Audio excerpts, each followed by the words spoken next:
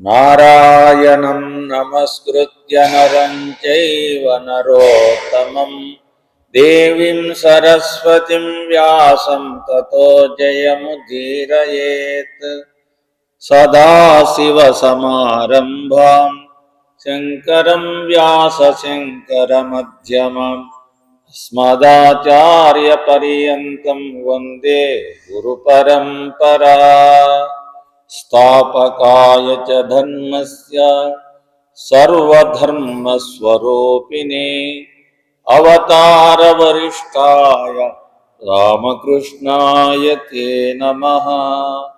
జననీం శారదా దేవీం రామకృష్ణం జగద్గురుం పాదపద్మే శ్రేయోశ్రిత్వా ప్రణమామి ముహోర్ముహుః.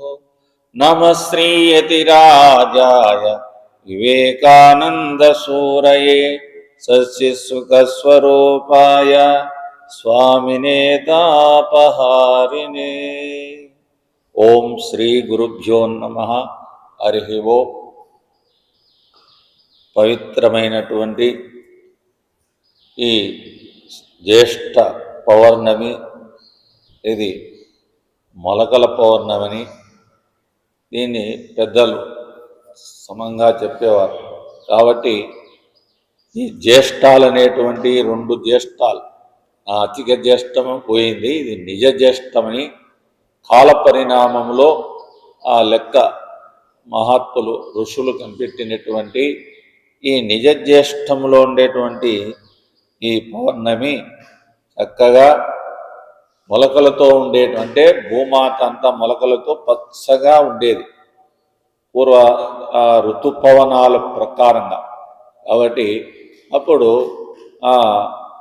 పెద్దలనే వాళ్ళందరూ కూడా ఆ నందీశ్వరులందరినీ కూడా చక్కగా పూజించి నైవేద్యం పెట్టి భూముల్లో దున్నేవారని ఈ మొలకల పున్నమును చెప్పేవారు. కాబట్టి ఈ పవిత్రమైనటువంటి ఈ పౌర్ణమి విశేషమేమిటి అంటే జ్యేష్టము శ్రేష్టమంటారు. అంటే శ్రేష్టమేది జ్యేష్టమేది అనేటువంటి విషయాన్ని మనకు పురాణాలు చెప్పేటువంటిది ఏంటంటే, ప్రపంచంలో కనిపించేదంతా కూడా శ్రేష్టం కాదు. ఎందుకంటే ఆ మార్పులు చెందుతూ ఉండేది, క్షణం క్షణము మార్పులు చెందుతూ ఉంటాయి. కనిపించే పదార్థాలన్నీ కూడా అన్ని పరిణామం చెందుతూ ఉంటాయి. కాబట్టి ఇది శ్రేష్టముగా, కాబట్టి ఈ నిజమైనటువంటి శ్రేష్టము ఏంటి అంటే మనలో ఉండేటువంటి ప్రమాణమైనటువంటి పరమాత్మ. ఆ పరమాత్మనే భగవంతుడు మనకు చెప్పేటువంటి సందేశం ఏంటంటే తస్మాత్ సర్వేషు కాలేషు. తస్మాత్ సర్వేషు కాలేషు అంటే ఈ కాల పరిణామం అంతా కూడా పరివర్తన చెందేటువంటి కాల పరిణామం అంతా కూడా ఆకాశానికి సంబంధం లేకుండా ఉంటుంది. ఎందుకంటే ఈ కాల పరిణామం అంతా జరిగేదంతా యుగ యుగాల పరిణామాలు అన్నీ జరిగినా కూడా ఆకాశము పరివర్తన చెందదు. ఎందుకంటే అది సాక్షి. కాబట్టి ఆ సాక్షి అయినటువంటిది శ్రేష్టమైనటువంటిది. అందుకే ఆ శ్రేష్టమైనటువంటి అంశ మమైవాంశో జీవలోకే జీవభూత సనాతన అని భగవద్గీత చెప్పింది. మమైవాంశో అంటే మనుషుల్లో ఉండేటువంటి యొక్క కనిపించే జడమైనటువంటి పదార్థాలలో కానీ కదిలే పదార్థాలలో కానీ చైతన్యమైనటువంటి పదార్థాలలో కానీ అన్నిటిలో కదిలించేటువంటి శక్తి ఒకటి ఈ ప్రపంచాన్ని కాపాడుతున్నటువంటి శ్రేష్టమైనటువంటిది. అందుకు దాన్ని శ్రేష్టము అన్నారు. అయితే ఈ శ్రేష్టమైనటువంటి పదార్థాన్ని మనము ఎప్పుడెప్పుడు చూసుకోవాలా అంటే ఇది చాలా నిగూఢమైనటువంటి విషయం. మనకు అనుక్షణము భూతకాలము, భవిష్యత్తు కాలము, వర్తమాన కాలమని 3 కాలాలు చెప్పింది వేదాంతం. భూతకాలము జరిగినటువంటిది, వర్తమాన కాలం అనేటువంటిది మనము భూతకాలం అనేటువంటిది గడిచిపోయినది, వర్తమాన కాలం అనేది వచ్చేది, భవిష్యత్తు కాలం మళ్ళీ రాబోయేది. ఇలా ఈ భూతకాలము, వర్తమాన కాలము, భవిష్యత్తు కాలము ఈ కాలాలు తిరుగుతున్నా కూడా ఆకాశానికి ఏమి అంటకుండా ఉన్నట్లు ఈ భౌతికమైనటువంటి శరీరాలు కూడా మార్పులు చెందుతున్నా కూడా పుట్టినాలముంటి జీవుడు అంటే దేహముతో ధరించినప్పుడు ఒకే పదాన్ని, అదే ఏకమేవ అద్వితీయం బ్రహ్మ అని మనకు మహావాక్యం చెప్పినట్లు మనలో ఒక అంశం ఉంది. ఆ అంశం ఏంటంటే నేను. ఆ నేననే పదార్థానికి ఎలాంటి మార్పు లేవు, ఏ మార్పులు ఉండవు, ఉండపోదు. కాబట్టి ఏ మనిషి అయినా కూడా ఆ నేను అనే పదార్థాన్నే వాడాలి, ఎప్పుడూ వాడుతూనే ఉంటాడు.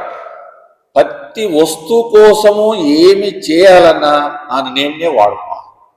కానీ ఆ నేను వాడకపోతే మనకు ఏమి జరగదు.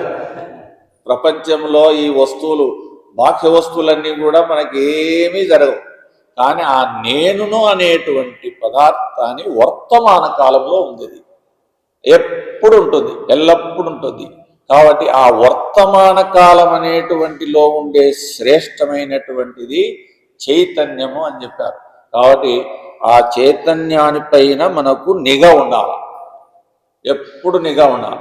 అంటే ఎంత పోతుంది చూడండి, రోజు మనం గుర్తిస్తూనే పుట్టినాల వంటి ఏంటి గుర్తిస్తున్నాం, పంటలు పండేది చూస్తున్నాం, పిల్లలు కనేది చూస్తున్నాం, సంపాదించేది చూస్తున్నాం, జబ్బులు వచ్చేది చూస్తున్నాం, ఆకలి వచ్చేది చూస్తున్నాం, అన్నీ చూస్తున్నాం. కానీ నేను మాత్రం ఏ మార్పు లేకుండా, ఏమీ చెడకుండా ఉండేటువంటి పదార్థం దానిపైన నిఘా ఉంచాలి. అందుకే దాన్ని నిఘా అంటే దానిపైన దృష్టి ఉండాలి. అందుకే చిదానంద స్వామీజీ ఎప్పుడు కూడా ఎటువంటి మహనీయులు వచ్చినా, సోత్రీయులు వచ్చినా, బ్రహ్మనిష్ఠులు వచ్చినా, ఎవరైనా ఏమొచ్చినా ఏ నిష్కామంగా ఏది సకామంగా అడిగేవాడు కాదు. కానీ మీ దృష్టి మా పైన ఉండాలా అనేవాడు. అంటే దృష్టి చెడకుండా ఉండాల్సినటువంటి పదార్థము నాకు గట్టి కావాలా. మీలో ఏమైనా శక్తి ఉంటే, మీ సోత్రీయులైనా బ్రహ్మనిష్ఠులైనా మీ ఆశీర్వాదం నాకు ఇవ్వాలనుకుంటే, కాబట్టి ఆ దృష్టిని ప్రసాదించండి అని అడిగేవాడు. అంటే వారి పాద నమస్కారం చేసి యతీశ్వరులను పిలిపించినప్పుడు మీ దృష్టి చాలు, నా పైన దృష్టి ఉంచండి అనేవాడు. అంటే ఆ పదార్థం పైన నాకు ఇంకా నిగూఢంగా నాకు నిశ్చలమైనటువంటి స్థితి నా పైన ప్రవహింపజేసే శక్తిని మీరు ప్రసాదించండి అని చిదానంద స్వామి అడిగేవాడు.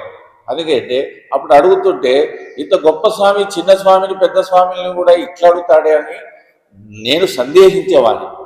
ఇంత మహనీయుడు, ఇంత గొప్పవాడు, వాళ్ళ దృష్టి ఏంది, ఈయనకే దృష్టి ఉంది కదా, బ్రహ్మ దృష్టి ఏంది, జ్ఞాన దృష్టి ఏంది, అన్నీ ఉన్నాయి కదా. అంటే అది విద్యా వినయ సంపన్నే బ్రాహ్మణే గవిహస్తినని దేహముతో ఉండేటప్పుడు వినయంతోనే ఉన్నాం, దేహంతో ఉన్నప్పుడు, మనస్సుతో ఉన్నప్పుడు, ఇంద్రియాలతో ఉండేటప్పుడు, అన్నిటితో నీవు వ్యవహారం చేసేప్పుడు వినయ భావంతోనే జీవనం చేయాలా. అందుకే దానికి భక్తి అని చెప్పారు. అంటే ప్రపక్తి, ఆ ప్రపక్తి అనే భక్తి మన పైన ఎప్పుడు భగవంతుని పైన భక్తి ఉండాలి, అదే భక్తి అని చెప్పారు. కానీ ఈ బాహ్యమైనటువంటి భక్తిని ఎందుకు ఉంచాలా అంటే, వీడు మానవుడు బద్ధజీవుడు కాబట్టి ఈయనకి దేనిపైన ఆసక్తి ఉండదు. కాబట్టి సగుణమైనటువంటి ఆరాధన పైన మనస్సును ఉంచుతాడని చెప్పేసి ఆ భక్తిని ప్రేరేపింపజేశారు. అందుకే ఆ సగుణ భక్తి అనేటువంటిది ఏమి మన పైన పనిచేస్తుంది అంటే, నిరహంకార భావం వస్తుంది, అహంకారం అనేటువంటిది పోతుంది. కాబట్టి ఆ శ్రేష్టమైనటువంటి పదార్థాన్ని మనము గుర్తుంచుకొని ఎల్లవేళలా చూస్తుండాలి. అయితే ఎప్పుడెప్పుడు చూడాలా అంటే మనకుండేది జాగ్రత్త అవస్థ అనేటువంటి ఒక అవస్థ ఉంది. ఎందుకు? నువ్వు దేహంతో ఉన్నావు కాబట్టి జాగ్రత్త అవస్థ అని మనకు తెలుస్తూ ఉంది. ఆ దేహంతో ఉండేటప్పుడు ఈ జాగ్రత్త అవస్థ ఎంత కాలము నిద్ర వరకు వచ్చేంత వరకు ఉంటుందో అంతవరకు నీవు ఏముండాలా? నిఘా ఉంచాలి. ఎవరిపైన? నీ పరమాత్మ పైన అనుకోవచ్చు, చైతన్యం పైన అనుకోవచ్చు. ఆ నిఘా ఎప్పుడు ఉంటుండాలి. కానీ ఆ నిఘా దృష్టి నీకు వస్తే అది నిజమైనటువంటి దృష్టి. కాబట్టి జాగ్రత్త అవస్థలో మనకు ఉండేటువంటి దృష్టి చెడిపోతుంది. ఎందుకు చెడిపోతా ఉంది అంటే కనిపించే పదార్థాలపైన మనకు అనేక జన్మాలుంటి అలవాటైపోయింది.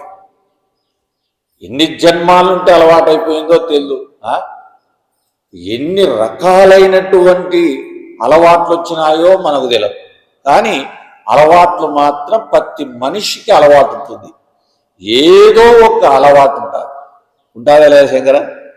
నీకు సిగరెట్ అలవాటు అట్లా ఏదో ఒక అలవాటు మనిషికి ఖచ్చితంగా పీడిస్తూ ఉంటుంది. డబ్బు లేకపోతే భార్యో లేకపోతే కొడుకో లేకుంటే ఆస్తో బిల్డింగుల పైన దేనిపైన అలవాటు సహజంగా ప్రతి మనిషికి ఉంటుంది. కాబట్టి ఈ అలవాటును ఎన్ని జన్మాలుంటే ఈ అలవాటు అయిందో మనకు తెలియదు. ఎందుకంటే అది ఆ దృష్టి కలిగేంత వరకు 84 లక్షల జీవరాశులు అనే వేదాంతం చెప్పింది, పెద్దలు చెప్పింది 84 లక్షల జీవరాశులు ఉన్నాయి. ఈ 84 లక్షల జీవరాశుల్లో వచ్చేటువంటి ఈ జీవుడు ఆ వాసన తైలించుకొని అలవాటుగా మారిపోయిందంట. ఎన్ని జన్మాలుంటే అలవాటు మారిందో తెలియదు. కానీ ప్రతి మనిషికి ఒక అలవాటు ఉంటుంది. అందుకే దాన్ని వేదాంతులు మళ్ళా చెప్పారు, సప్త వ్యసనాలు అని చెప్పారు. 5 సప్త వ్యసనాలలో ఇరక్కపోతాడు ప్రతి జీవుడు. ఆ సప్త వ్యసనాలలో ఇరక్కపోయిన వాడు ఇప్పుడు ఎక్కువ ఉంటారు. దీన్ని ప్రభావంగా కనిపిస్తుంటారు. కాబట్టి అయితే మనను బంధించేది ఏంది? ఈ శ్రేష్టమైన వస్తువు పైన మనకు ఎందుకు అలవాటు కాలేదు అంటే మనము గుర్తు తెచ్చుకోవడం లేదు. చూడు, ఆకలి మత్సం, తర్వాత ఏదైనా నొప్పి వచ్చే దానికి మందు పూస్తాం, ఏదైనా నష్టం వచ్చే వాడిని మోసం చేసైనా ఏదైనా సంపాదన చేస్తూ ఉంటాం. అన్నిటిపైన శ్రద్ధ పెడతాం. కానీ దీని మీద ఎందుకు శ్రద్ధ పెట్టాడు మనిషి? ఈయనకి అలవాటు లేదు, అభ్యాసం లేదు, దీనిపైనే ఆపేక్ష లేదు, ఆకాంక్ష లేదు, శ్రద్ధ లేదు, భక్తి లేదు, విశ్వాసం లేదు. అందుకే ఏం చేస్తున్నారు? పూర్వకాలము నయనాలప్ప స్వామి పోతారా మంచి మాటలు చెప్పేవాడు, భజన చేయించేవాడు, నామం చేయించేవాడు అని శ్రద్ధగా ముసలోళ్ళు ముత్తుకోళ్ళు బాగా వచ్చేవాడు. ఇప్పుడు ఆ ముసలోళ్ళు రారు, ముత్తుకోళ్ళు రారు, ఎవరు రారు. ఎందుకంటే ఏమవసరం మాకు, మా మనవడు అన్నం పెడతానన్నాడు. లేకపోతే ఏముంది, మాకు పెద్ద మనవడు ఉన్నాడు. ఇప్పుడు పెద్ద మనవడు చేసుకున్నారు. ఎవరు ఆ పెద్ద మనవడు? ఇప్పుడు మన ఆంధ్రప్రదేశ్ ఒక పెద్ద మనవడు ఉన్నాడు.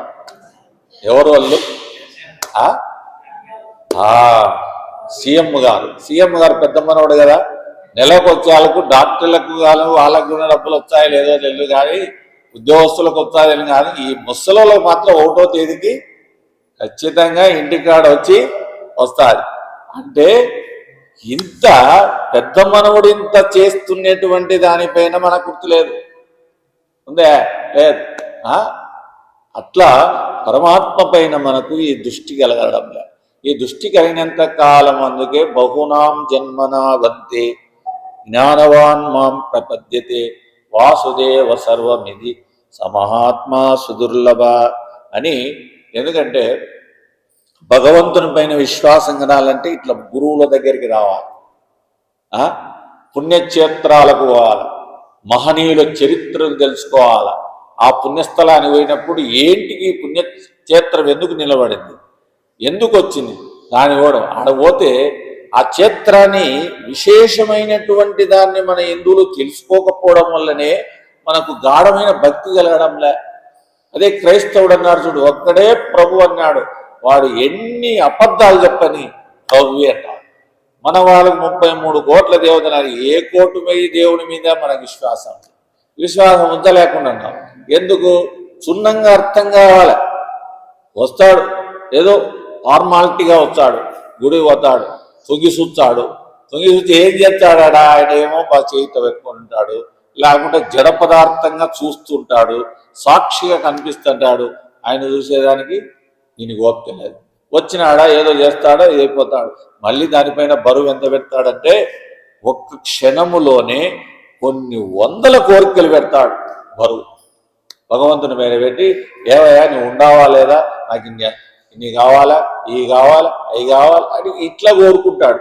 కానీ పరమాత్మ దగ్గరికి పోయినా, గురువు దగ్గరికి పోయినా ఏమన్నా, స్వామి నీ దృష్టి నా పైన ఉండాలా, నేను ఎన్ని జన్మాలు ఎత్తానో, ఎన్ని జన్మాలు ఎత్తుతానో, నాకు నీ దయ లేదు, నీ దృష్టి లేదు, నాకు ప్రసాదించమని ఎవరైనా కోరుకుంటారా? ఎవరు కోరుకోరు. అట్లా కోరుకుంటే ధన్యులు ఎప్పుడూ అయ్యేవాళ్ళం. కానీ అట్లా కోరుకోలేమే. ఎందుకు కోరుకోలేము? వెనక ఈతి బాధలు, పిల్లలది, ఆస్తులది, అప్పులది, ఇవన్నీ కనిపిస్తుంటాయి. అందుకే ఇవన్నీ కనిపించడం వల్ల ఆ దేవుని మీద మనస్సును ఎట్ట పెడతాడు? పెట్టలేడు. అందుకు కాబట్టి ఈ మనస్సును అనేటువంటి దాన్ని మనం భగవంతుని పైన పెట్టాలంటే ఎప్పుడెప్పుడు కాదు. అందుకే ఆశలిత్రాదులు చేయుచున్, ఎవరు? ప్రహ్లాదుడు. నిద్రాదులు చేయిస్తున్నా కూడా దృష్టి పెట్టేవాడంట భగవంతుని పైన. అంటే గుర్తు చేసుకుంటా ఉండేవాడు. ఆయన నిద్ర వచ్చేంత వరకు గుర్తు చేసుకునేవాడు. మన మనస ఒక్క సెకండు నిలవడిన వాళ్ళ చేతులు ఎత్తండి. ఎవరికైనా ఎత్తిందే మనసు నిలబడుతుందా? నాకే ఒక సెకండ్ నిలబడాలి. ఈ మధ్య ఈ బరువు అంతా మోస్తంటే మీరెంత దాన్ని పోరాడుతుంటే అనుక్షణం మనస్సును బాగా పక్కకు తోస్తూ దాని మీద పెడుతుంటే అది బరగొడతానేది, జారిపోతానేది. ఏంటంటే దాని పాదరసం మాది జారిపోతుంది. నేను వయసు ప్రభావం అనుకుంటాడా, పోయిన సంవత్సరానికి ఈ సంవత్సరానికి తగ్గింది. అది గట్టి కావడంలే. ఎందుకు గట్టి కావడం లేదంటే ఇవన్నీ పడుతున్నాయి. భయం, ఏమో ఏ శిష్యుడు వస్తాడో, ఏం చెప్తాడో లేదో, ఇది కసు దొప్పుతాడో లేదో, దీపం పెడతాడో లేదో, ఏదో సందేహం. ఏమో స్వామి నువ్వేం చెప్తావో. ఇట్లా వలయాకారం అనేటువంటి ధర్మానికి మనం పొందారు. మీరు పిల్లలతో, ఆస్తులతో మీరు పోరాడుతుంటే మాది వ్యవస్థ ఇది, దీన్ని మేము పోరాడాలా. అట్లా ఈ మనస్సును అనేదాన్ని ఏకాగ్రతగా తీసుకునేదానికి చాలా ఏకాగ్రత తీసుకోవాలంటే మనిషికి కావాల్సినటువంటి శ్రేష్టమైన చూడే ప్రపంచంలో మనల్ని బంధించేటి పిల్లలు కాదు, ఆస్తులు కాదు, అంతస్తులు కాదు, ఏవి కాదు, మన అలవాటు. చూడండి, ప్రపంచంలో ఒక్క కాపీని వదలాలంటే ఎంత తలనొప్పి వచ్చింది. ఇప్పుడు ఎంత ప్రమాదకరంగా ఉంది. మరి ఎన్ని జన్మాల నుండి చేసిన వాసనలన్నీ మనకు పుట్టల్లాగా లేస్తుండాయి. చూడు, నిద్రావస్థలో చూస్తే ప్రశాంతంగా నిద్రపోయే వాళ్ళు ఉండారా? కనిపిస్తుండారా? లేరు. ఎందుకు? అక్కడ బెదరడము, కలలు కనడము, చెడు కలలు రావడము, భయపడడము ఏదో జరుగుతుంటుంది. అందుకే తస్మా సర్వేషు కాలేషు. కాబట్టి భగవంతుని పైన మనస్సును ఎప్పుడు ఎల్లప్పుడూ ఉంచాలంటే ఎప్పుడు గుర్తు చేసుకుంటుండాలి. ఎప్పుడు భగవంతుడు ఉన్నాడు, భగవంతుడు ఉన్నాడు, భగవంతుడు ఉన్నాడు అనుకుంటూనే ఉండాలి. అందుకే మనకు అభ్యాసం అనేటువంటిది కావాలా. కానీ ఆసక్తి లేదు మనకు. మన జీవితం పైన మనకు ఆసక్తి భగవంతుని పైన లేదు, అభిలాష లేదు. అందుకే కనిపించే పదార్థాల పైన అంతా పోయినాం. కానీ ఆయుష్ ప్రమాణం మన చేతిలో ఉందే. ఏ క్షణంలో ఏం జరుగుతుందో. మా సుబ్రహ్మణ్యం పూలు తీసుకొని అంటే కింద చూసుకుంటూ రావాలి కదా, కొత్త చోట వచ్చినాడు కదా, అడిగి వేయాలి కదా. అదే అన్నాడు, తక్కువ పడిపోయినాడు. అంత పెద్ద మంచి అన్నాడు, పెద్ద బాగా.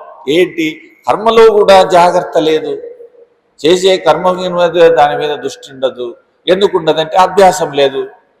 అని ఏదో చేశారు, ఇక్కడ కింద ఏముంది, పైన ఏముంది, కొత్త చోటుకు వచ్చాము, ఏం చేయాలి, ఎక్కడ ఏముండాలి, ఏంటి గమనించాలా లేదా? కాబట్టి ఆ విధంగా మనస్సు అభ్యాసం లేదు మనకు. ప్రతి పదార్థం పైన అభ్యాసం అనేది రావాలి. అందుకే రోజు పెద్దవారందరూ ఎందుకు చెప్పినారు? త్రిసంధ్య. ప్రాతకాలంలో సూర్యోదయానికన్నది సంధి అంటారు.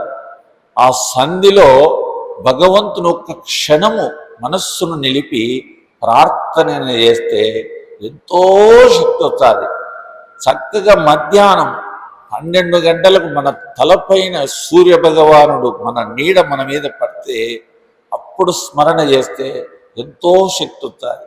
సాయంకాలం కరకర పోతుంటాడు ఆ సూర్య భగవానుడు. ఈ భూమి అడ్డు రావడమో ఏం జరుగుతుందో తెలియదు, వెలుగు పోతా ఉంటుంది. ఆ వెలుగు పోయేదే గాఢ సుషుప్తి. దాన్నే గాఢ సుషుప్తి అని పెద్దలు చెప్పారు. బాహ్యంలో ఉండేటువంటిది ఏంటంటే సూర్యుడు దూరం అవుతున్నాడని మనకు కనిపిస్తుంది. కానీ సూర్యుడు ఎప్పుడు దూరంగా ఎక్కడికి పోడు, ఎప్పటికీ ఉంటాడు. కానీ సూర్యుడు ఏంటంటే సూర్యుడికి ఉండేటువంటి వలయం, ఈ ప్రపంచమంతా కనిపించేటువంటి పదార్థమంతా కూడా తన వలయం తిరుగుతూ ఉండేటువంటి ప్రమాణంలో అప్పుడు మనస్సును నిలిపాలి. అందుకే ఒక్క సెకండ్. అందుకే పూర్వకాలం బ్రాహ్మణులంతా ఏం చేసేవారు, త్రిసంధ్య చేసేవాళ్ళు. అంటే 3000 మహాగాయత్రి మంత్రాన్ని 11 స్తూళ్ళు స్మరించాలి. వాళ్ళు నిలబడి అర్ఘ్యము తీసుకొని ప్రార్థన చేసేవాళ్ళు. అందుకే వాళ్ళను బ్రహ్మనిష్ఠులు అన్నారు. బ్రాహ్మణుడు బ్రహ్మనిష్ఠుడితో సమానమని. అందుకు కాబట్టి అంత ఆచరణతో ఉండేవాళ్ళు. కానీ ఇప్పుడు ఆ టైం తెల్లు, ఎప్పుడు చేయాలనేది తెల్లు, ఏమి చేయాలనేది తెల్లు. అందుకే దానికి గృహస్థులైనటువంటి వారికి ఆ సంధ్యను గుర్తించే శక్తి లేదు. కాబట్టి సంధ్యాదీపం వెలిగించమన్నారు, సంధ్యాదీపం పెట్టమని చెప్పినారు. ఆ సంధ్యాదీపమైనా కరెక్ట్గా సంధ్యాదీపం అన్నా మీ గృహలో పెట్టుకోండి. మీ గృహంలో పెట్టుకుంటే మీకు ఆశీర్వాదము, ఆ దైవానుగ్రహం వస్తుంది అని చెప్పారు. కాబట్టి ఇలాంటి యొక్క శ్రేష్టమైనటువంటి ఈ జ్యేష్టములో శ్రేష్టాన్ని గుర్తించేదానికి కాలం. అయితే దీనికి సూక్ష్మాది సూక్ష్మం ఏమైందంటే కాలాన్ని విభజన జరిగింది. 6 నెలలు దక్షిణాయనము, 6 నెలలు ఉత్తరాయణమని కాల పరిణామంలో మనకు పెద్దలు నియమించారు. ఇప్పుడు ఉత్తరాయణం పోయి దక్షిణాయనం వస్తుంది. ఆ దక్షిణాయనంలోకి పోతాం. అంటే దక్షిణాయనం దిక్కు ఎవరుంటాడు, సూర్య భగవానుడు దూరం అయిపోతాడు. అందుకే కొంచెం ఉష్ణము తగ్గడము, గాలులు, వాతావరణము అన్ని వ్యవస్థలంతా అవుతున్నాయి. మరి ఈ దక్షిణము ఉత్తరము పోయేది మనకేం ప్రయోజనం? అనిపించేది ఈ పరిణామం మనకేం ప్రయోజనం? దీనివల్ల మనకేం ప్రయోజనం? ప్రయోజనం ఉండాలి కదా శంకర, ఉండాలి. కానీ ఆ ప్రయోజనాన్ని గుర్తించేదానికి మహనీయులు చెప్పారు. ఏం చెప్పారంటే సూర్యనాడి చంద్రనాడి అని 2 ఉంటాయి. ఈ సూర్యనాడి చంద్రనాడి లేకపోతే ఈ దేహం నిలబడదు. సూర్యనాడి లేకపోయినా దేహం నిలబడదు, చంద్రనాడి లేకపోయినా దేహం నిలబడదు. ఇప్పుడు ఫేసు అర్తు లేకపోతే కరెంట్ వస్తుంది, పగులుతుంది, లేచిపోతుంది. కాబట్టి ఫేస్ ఉండాలా, ఏముండాలా? 2 ఉండాలి. 2 ఉంటే జరుగుతాయి. అట్లా ఈడ పింగళ సుషుమ్న నాడులని ఈ మధ్యలో ఉండేటువంటి చైతన్యము అటు ఇటు పంచుతుంటుంది అంట. ఆ వాళ్ళకి ఇవాళకి పంచుతుంటుంది. కానీ వాడు త్రికూటంలో కూర్చున్నాడు, వాడిని పట్టమని చెప్పింది మన శాస్త్రం. ఆ త్రికూటంలో ఎవడు ఉన్నాడంటే వాడే ఈశ్వరుడు అన్నారు. అందుకే త్రికూటానికి 3 కన్నులు పెట్టినారు ఆయన, ఈశ్వరునికి. ఎవరికి 3 కన్నులు లేవు, ఆయనకే 3 కన్నులు పెట్టినారు.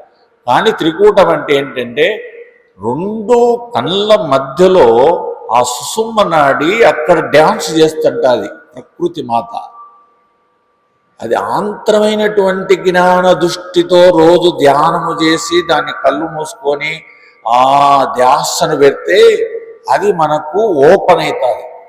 అందుకే అది ఏం చెప్పారంటే మహనీయులు బాహ్యమైనటువంటి దాన్ని ఆంతరంగా ఏం చెప్పారంటే సూర్యనాడిలో పోతే ప్రాణము బ్రహ్మజ్ఞాని దగ్గరగా అవుతాడు, అంటే బ్రహ్మజ్ఞానం వస్తుంది. చంద్రనాడిలో ప్రాణం పోతే ఏ లోకాలు వస్తాయంటే పుణ్యలోకాలు వస్తాయి. కానీ మోక్షం రాదు.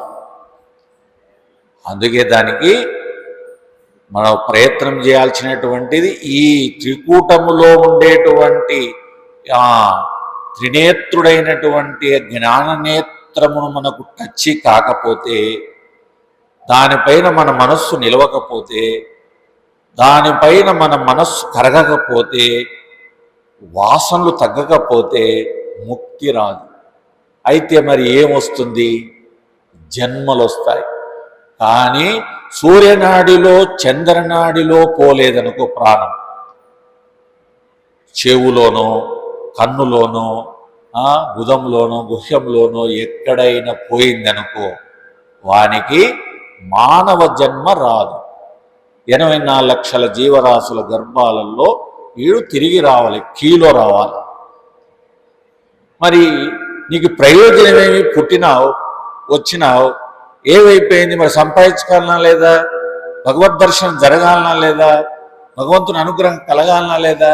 మరి కుక్క చేస్తాదే తపస్సు, ప్రాణాయామం చేస్తాదే, పారాయణ ఇంతవరకు ఏమని చేస్తాదే, పిల్లి చేస్తాదే, బర్రెలు చేస్తాయా?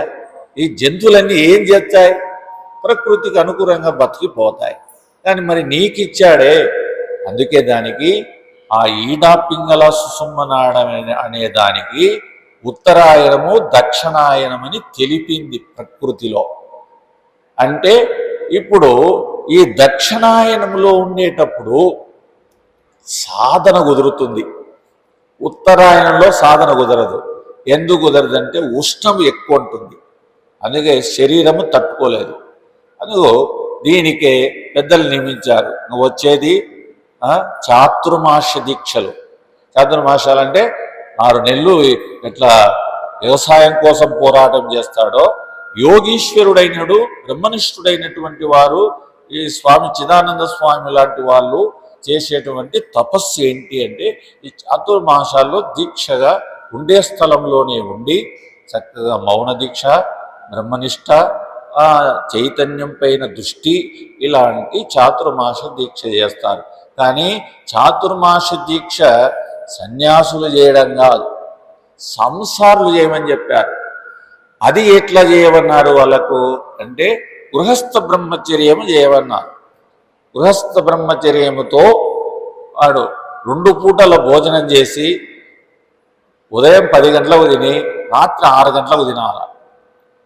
గృహస్థునికి అది పూజ చేస్తే వానికి నిజమైన చాతుర్మాసం సాధ్యమవుతుందండి.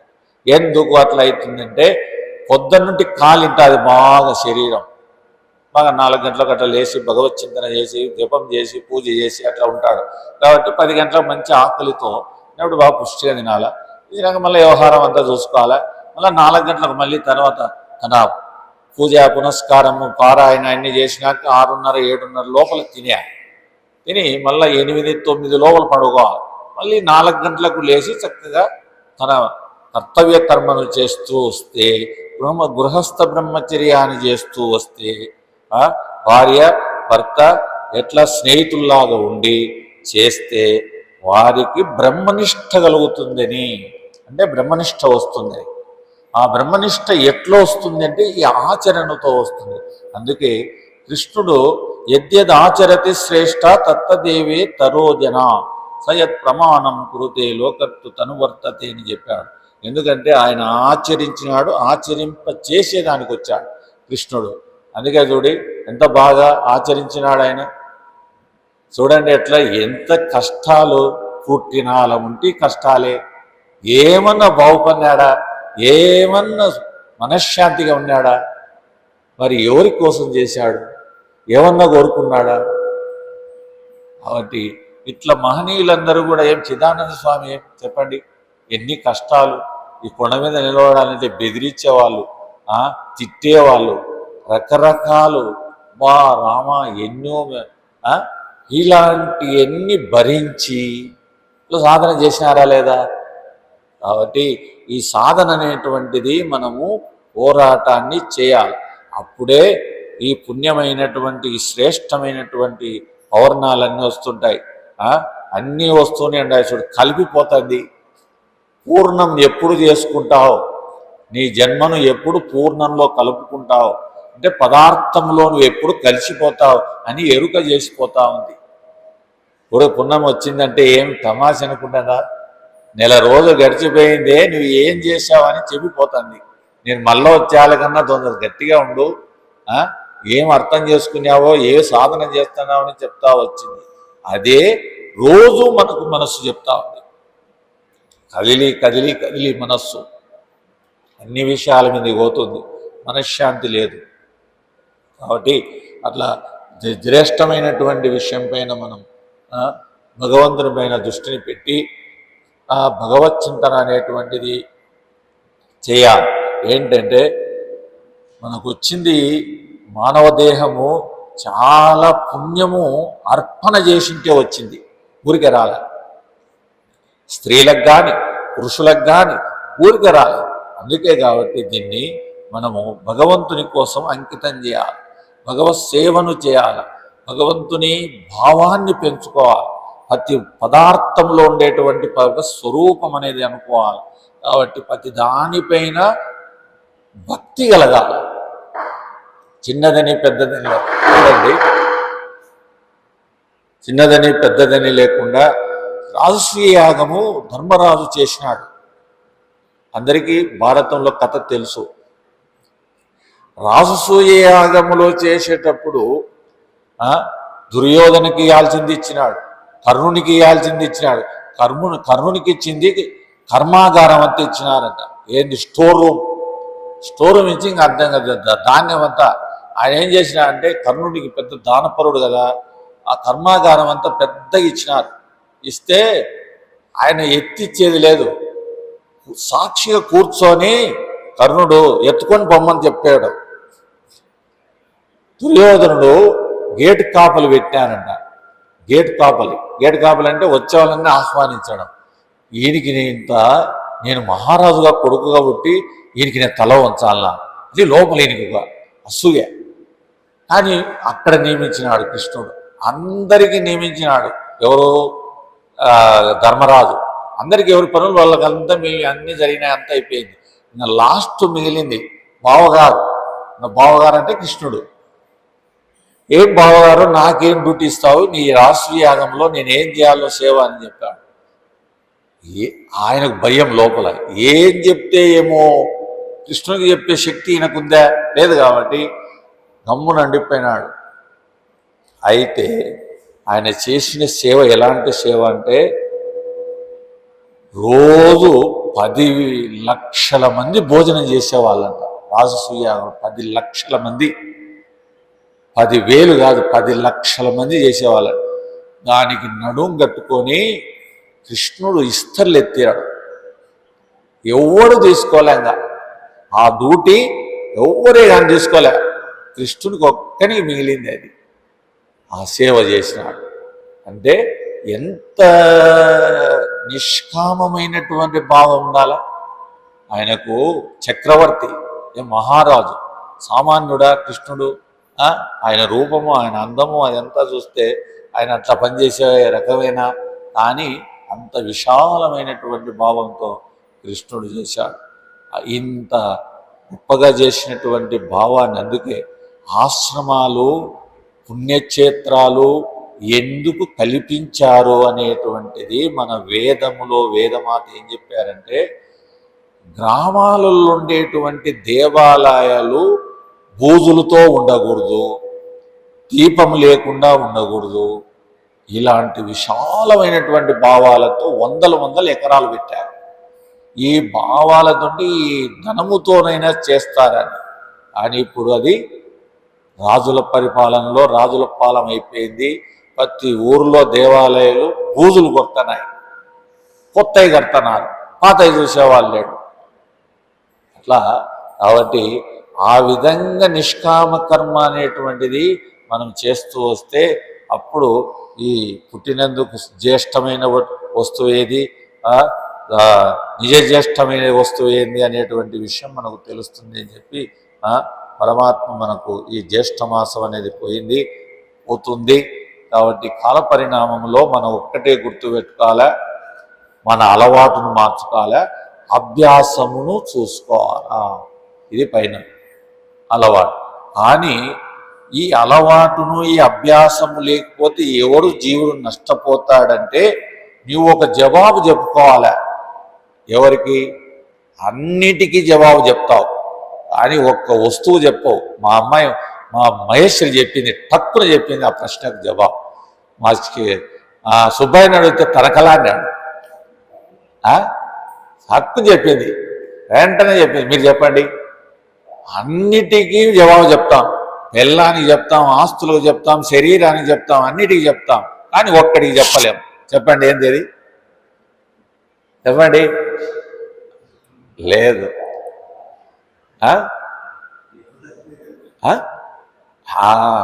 నీ మరణానికి జవాబు చెప్పలేవు అంటే నువ్వు చచ్చిపోయేది జవాబు చెప్పలేవు. ఎప్పుడు పోయేది నీకు జవాబు చెప్పేదానికి వీల్లేదు.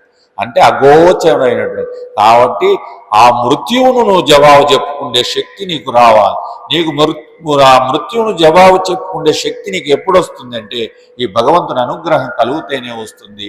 కాబట్టి ఎప్పటికైనా ఎన్ని కోట్ల జన్మలెత్తినా, ఎన్ని కాలాలు గడిచిపోయినా, ఎన్ని యుగాంతరాలు గడిచిపోయినా నీవు మృత్యుదేవతకు జవాబు చెప్పి తీరాల్సిందే. జవాబు చెప్పుకుంటే నీకు మోక్ష ప్రాప్తి కలుగుతుంది అని చెప్పి మనకు కఠోపనిషత్తు చెప్తా ఉంది. నచికేతుడు ఈ ప్రశ్నకే గురువులందరినీ వెతుక్కోగలిగినాడు. యమధర్మరాజు దగ్గరనే నిలదీసి అడిగినటువంటి వ్యక్తి.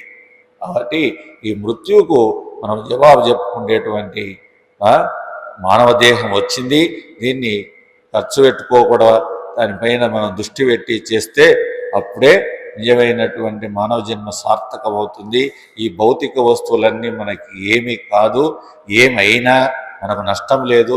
కానీ ఏంటంటే ఈ ఉపాధి ఉండేంత వరకు నువ్వు కర్మ చేయమని చెప్పి కర్మణ్యేవాధికారస్తే మా ఫలేషు కదాచన అని మనకు శాసించింది కర్మభూమి, మాతృభూమి.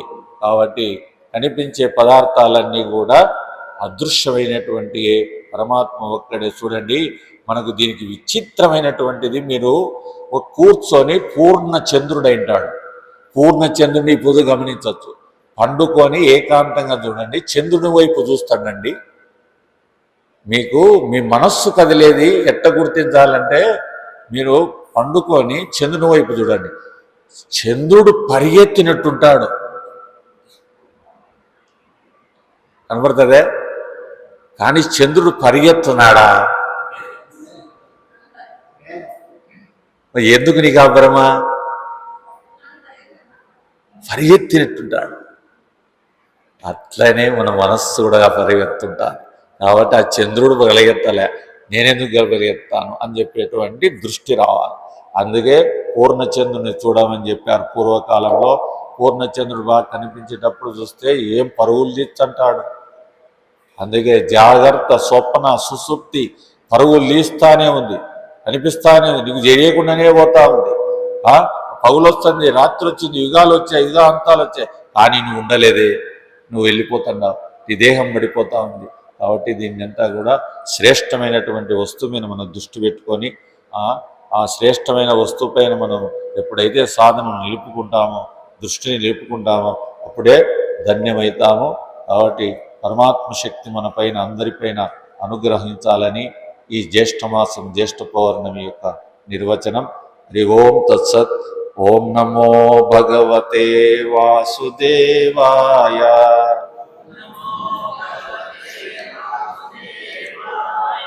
ఓం నమో భగవతే వాసుదేవాయ.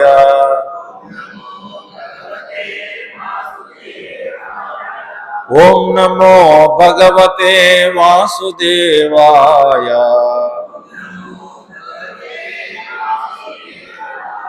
ఓం నమో భగవతే వాసుదేవాయ.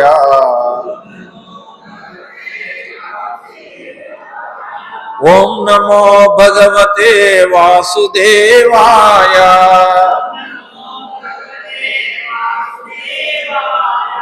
ఓం నమో భగవతే వాసుదేవాయ.